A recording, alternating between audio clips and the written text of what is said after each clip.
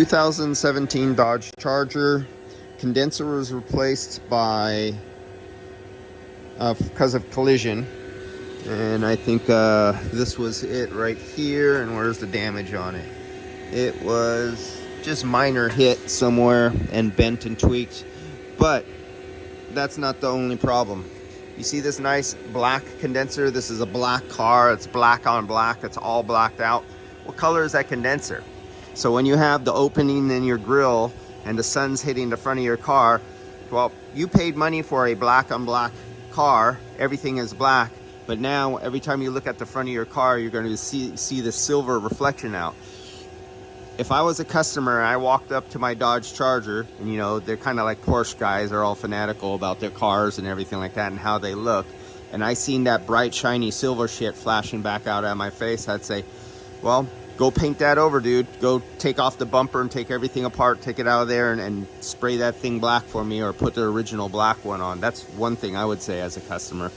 The other thing is, here, okay, here's your transmission line cooler right here, or power steering.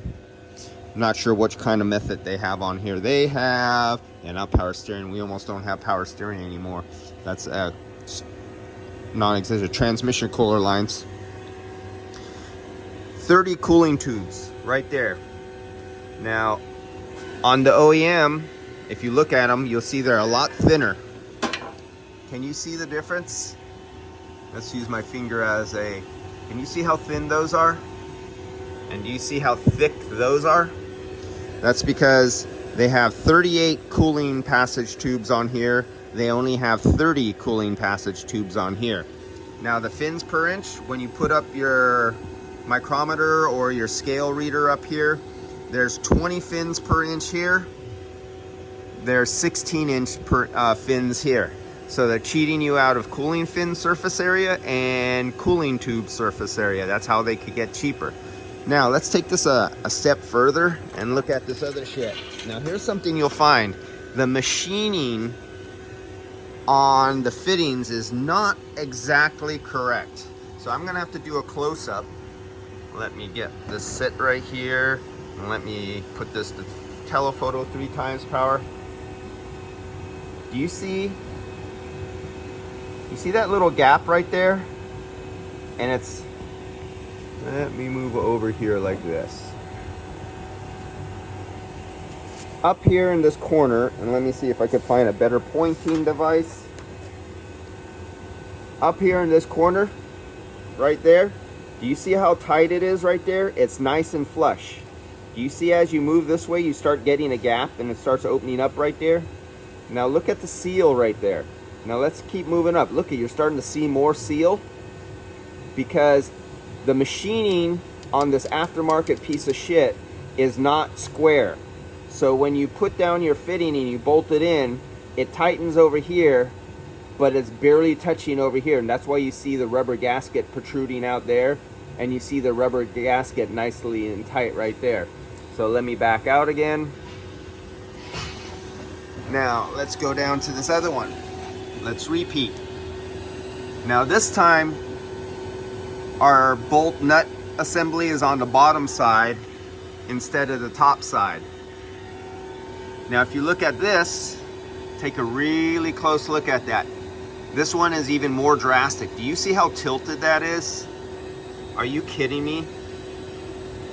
Take a look at that. Let me zoom in. Check it out. Pretty damn tight down there at the bottom. And as you go up, hey look, it starts opening up. Isn't that beautiful? That's your aftermarket quality. This is what often happens with aftermarket. Not only did they cheat you by giving you less cooling fins per inch, less cooling tubes per inch, they give you screwed up machining on your fittings for your placement. It might not leak right now. It'll hold a perfect vacuum. It's only 60 some degrees outside, so the head pressure will be low, and it'll have very little pressure on this high side gaskets, so it'll even pass, and it might pass, a pressure test with refrigerant in it, and you'll say it's good to go. And these are the guys I get back a month, 2 months later, say, hey, the customer's calling and he's saying it's not cooling.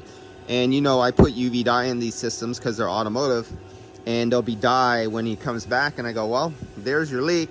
Well, look, they have to take all this apart again to replace this cheap aftermarket condenser because it's an economy part. The insurance company called like OEM replacement parts, okay? Like my ass. So they got to spend a couple hours taking this off, put a customer back in a rental car. The shop gets a bad name and a bad reputation for putting shit like this on a car, but it was the insurance company, if they're direct and they're ordered to put in aftermarket parts through the insurance company, the shop doesn't have a choice. So this kind of shit happens, which gives the shop a bad name because they did what the insurance company does. Then because it comes back, they get like a bad check star on their rating from the insurance companies. You know, they had a comeback. And that makes the insurance company looks back and it makes their shop. So they're actually shops who are directed, depending on the direct and how their system is, they're on a grading system on their performance, how fast they deliver, how much money they save, and that they don't have upset customers. Because this is what they do when they go into a contract. You're making a deal with the devil when you're going direct with insurance companies. There's a lot of things you can't charge for. And consumers don't know this little working relationship that happens. And you cannot expect a body man to know this kind of stuff. This is something that somebody in mechanical and somebody who specializes in what they do every day, it's my profession to know the difference between garbage and good. And right off the bat, I just from 10 feet away, I could see the difference in the tubes and the number of tubes and the fin spacing compared to this one over here, because I do this every day. And then that gets me looking at this, and right away when I was standing up, I could see that this is tilted and it's not machined right, and I can see this one is sideways like that.